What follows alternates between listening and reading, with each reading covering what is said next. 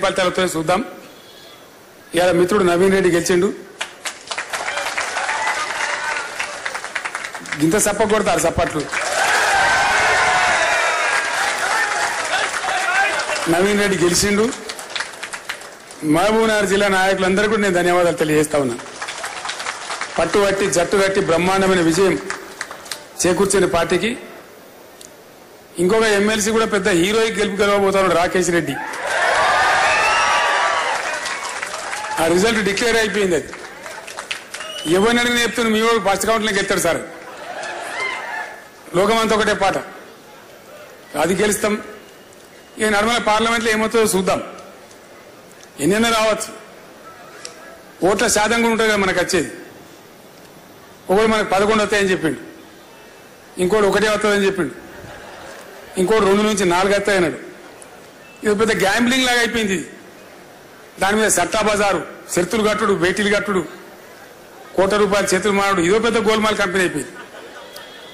సరే చూద్దాం. డెఫినెట్ గా మంచి స్పందన ఉండే ప్రజలలో, బస్సు యాత్రలో మంచి ఫలితాలు రావాలి. ఎంతవరకు వస్తామో చూద్దాం. ఎట్లా వచ్చినా బాధ లేదు. మనకు 11 అయితే పెద్ద పొంగి చేసేది లేదు, 2, 3 అయితే కుంగిపోయేది లేదు. ఎట్లా వచ్చినా పరిస్థితి ఎట్లా ఉన్నా తెలంగాణ రక్షణ కవచం బీఆర్ఎస్. ఈ రాజకీయ ఫలితాలు వస్తూ ఉంటాయి, పోతా ఉంటాయి. మహబూబ్నగర్లో గెలిచినాం మనం. ముఖ్యమంత్రి సొంత జిల్లా, ఆయనే ప్రకటించిన మేము 200 మెజార్టీతో గెలుస్తామని. మనం 100తో గెలిచినాం. 111 ఫైనల్, 111తో గెలిచినాం. అంటే ఇంత మాత్రాన మనం పొంగిపోయే అవసరం లేదు. కాబట్టి ఎప్పుడైనా జయాపజయాలు నిరంతరంగా వస్తూ ఉంటాయి, పోతూ ఉంటాయి. అవి ఆయా పరిస్థితులను బట్టి ఉంటాయి. కానీ మన ప్రయాణం, మన ప్రస్థానం కొనసాగుతుండాలి. మన కర్తవ్యం ఒకటే. దయచేసి నేను కోరుతున్నా, ఇప్పుడు కట్టె బంద్ చేసి చాలా రోజులు అయితే నిలబడి మాట్లాడడం పర్లేదు. సో నేను కూడా మంచిగా దురస్థ అయిపోయాను. ఇప్పుడు ఏం బాధ లేదు. పోదాం, ఇంత దూరమైన పోదాం. చాలా అద్భుతమైన కొత్త నూతన ఉద్యమ పందా ఆవిష్కరించాల్సిన అవసరం ఉంది. ఇప్పుడు కొత్త ఉద్యమ పందా మనం పట్టాల్సి వస్తుంది. ఎందుకంటే ప్రజలను కాపాడుకోవాలి, ప్రజల కోసం పనిచేయాలి, ప్రజల హక్కుల కోసం పనిచేయాలి. వాళ్ళ ఆశలు అడియాసలు కాకుండా మనం కాపలాదారులుగా ఉండాలి. ఇంతకు మించిన వేరే కర్తవ్యం మనకు లేదు. తెలంగాణ ప్రజల ప్రయోజనాల పరిరక్షణనే బీఆర్ఎస్ ప్రథమ కర్తవ్యం. దయచేసి రాజకీయ ఫలితాలు మిగతా వాటితోనే ఆగమాగం కాకుండా, వాటి కోసం పిచ్చి పిచ్చి కాకుండా బ్రహ్మాండమైన ఉజ్వలమైన భవిష్యత్తు ఉంటుంది మనకు. భవిష్యత్తు మనకు కాదు, తెలంగాణ రాష్ట్రానికి ఉంటుంది, తెలంగాణ ప్రజలకు ఉంటుంది. వీళ్ళు చేసే తప్పును మళ్ళీ సరిదిద్దాలి, మళ్ళీ మంచిగా చేయాలి.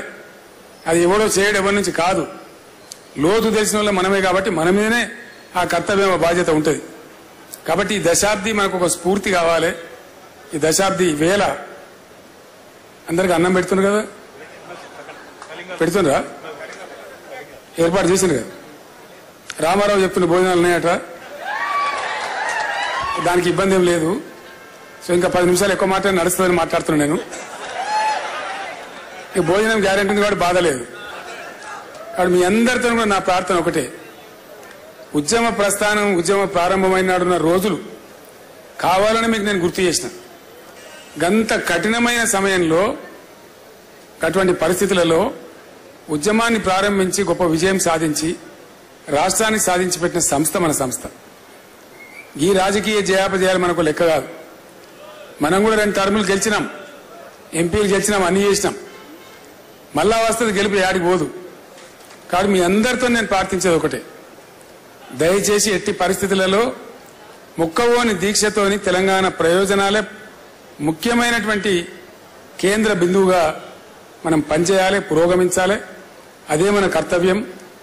ఆ ఆశలు తెలంగాణ ప్రజలకు కూడా మన మీద ఉన్నాయి. నిన్న నేను మిమ్మల్ని అందరినీ యాత్ర బయలుదేరిదీసి, ఇది క్యాండిల్ ర్యాలీ, నేను వాపసు వస్తున్నా. ఇంటికి వాపసు వస్తుంటే ప్రతి కార్లకి ఇట్లా డబల్ థమ్స్ పెట్టి ఇలా చెప్తున్నారు.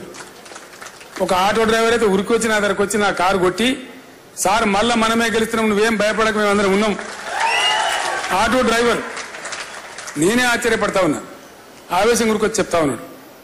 సో కాబట్టి సమీప భవిష్యత్తులో మళ్ళా పాలన మన భుజాల మీద పడుతుంది అన్న డౌట్ కూడా అవసరం లేదు.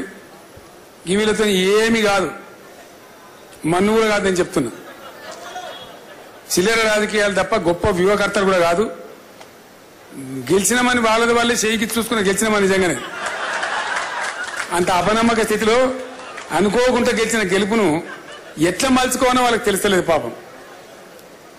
చిన్న మాట కదా, ఏ కొద్దిగా తెలివి ఉన్నా కూడా పోయిన గవర్నమెంట్ కరెంటు మంచిగా ఇచ్చింది కదా, ఇండియా అంత తెలుసు కదా, దాచిపెట్టే లెక్క కాదు కదా. ముఖ్యమంత్రి కొద్దిగా బుద్ధి ఉంటే, మంత్రివర్గానికి బుద్ధి ఉంటే కరెంటు వాళ్ళని పిలిచి మొన్నటిదాకా ఎట్లా నడిచిందో అట్లా నడిపిరాబాయ్ అంటే అయిపోతుండే, అంతే కదా. ఎందో అధికం శాతాలకు పోయి కొండంగా శాతాలు చేస్తామని వీని వీకేసి వాని చేసేసి మా తరహా చూపిస్తామంటే వాళ్ళ తరహా ఇప్పుడు వాళ్ళ లాగు వాళ్ళు కొట్టే కొడుకుతాను, అంతే కదా. ఊకుంటారా ప్రజలు? నిన్న రాత్రి ఎందుకు పోయినరు బాచుపల్లిలో, ఇంకో చోట చందానగర్లో? వస్తారు కదా ప్రజలు, ఆవేశం వస్తే ఆగుతారా? ఎవడు ఆపుతాడు? మనం ఆపిన ఆగరు, మన కంట్రోల్లో కూడా ఉండరు కోపం వస్తే. కాబట్టి ఆ పిచ్చి పనులు, ప్రజా వ్యతిరేక చర్యలు వాళ్ళు ఎంత చేస్తే అంత వెకిలితనం మకిలితనం వాళ్ళకే అంటుకుంటుంది. మీరేం భయపడే అవసరం లేదు, బాధపడే అవసరం లేదు. వీళ్ళతో అంతగానో గొప్ప కార్యక్రమాలు అయితే నేను కూడా అనుకుంటలేను. 6 నెలలు అవుతుంది ప్రభుత్వం వచ్చి, ఒక్కటన్నా పాలసీ, ఇగో ఇది మా వ్యవసాయ పాలసీ, ఇగో ఇది మా ఇండస్ట్రియల్ పాలసీ, ఇగో ఇది మా ఐటీ పాలసీ, ఇది మా ఫలాన్ పాలసీ అని ఏదన్నా కూడా నేడవాలి కదా. ఒక్కటన్నా ఏ ఒక్క పాలసీ అయినా ప్రకటించిన ప్రభుత్వం? అంతా వాటి కాయగూరుడు ముచ్చట్లు, సాయి సంసారి లచ్చి దొంగ గిదా. ఒక బాధ్యత గల ప్రభుత్వం వస్తే ఏం మాట్లాడాలి? నాకు బాగా గుర్తున్నది, మొట్టమొదటి కేబినెట్ లోనే 42 నిర్ణయాలు ఇచ్చినాం మనం. బీఆర్ఎస్ ప్రభుత్వం ఏర్పడినాడు ఫస్ట్ కేబినెట్ లో 42 నిర్ణయాలు ఇచ్చింది. ఒక వ్యవసాయ పాలసీ తీసుకున్నామంటే పోచారం గారు అప్పుడు వ్యవసాయ మంత్రిగా ఉండేది, ఆయనకు నేను లక్ష్మీపుత్రుడు అని పేరు కూడా పెట్టినా. నీ పీరియల్నే బ్రహ్మాండంగా అయితే వ్యవసాయం అని చెప్పి అట్లా తీసుకొని పోయినాం, గొప్ప రిజల్ట్ సాధించినాం. పంజాబ్ను తలదన్నేంత ధాన్యం పండించినాం. అట్లా పట్టుబట్టి ఒక ఫలితం సాధించాలి. ఒక అద్భుతమైన ప్రజా విజయం కావాలి, ప్రభుత్వ విజయం ప్రజా విజయం కావాలి. అట్లా ఉండాలి. కానీ ఏం లేదు, వాటికనే డబ్బాలు రాలేసి చూపినట్టు వాటి లొల్లి తప్ప. ఇది లోగోనా? లోగో అనేది ప్రజల గుండె మీద ఉంటుంది కదా. ఆ రోజు మనం రూపకల్పన చేసినాం. ఏం చేసినా నేను ఇంతకుముందు చెప్పిన కదా ఈశ్వర్ గారు, ఏం చేసినా 10ల సంఖ్యలో 100ల సంఖ్యలో దానికి సంబంధించిన నిపుణులతో మాట్లాడి చేసినాం మనం. ఒక పాట రాస్తేనే 10 మందిని కూర్చుందాం. దళిత బంధు పాటలు రాస్తే బాలసేని రప్పించి ఓ 20 మంది కళాకారులను రప్పించి నా పొలం కాడ కూర్చొని ఫామ్లా ఒక వారం తిప్పలవాడు రాసినాం.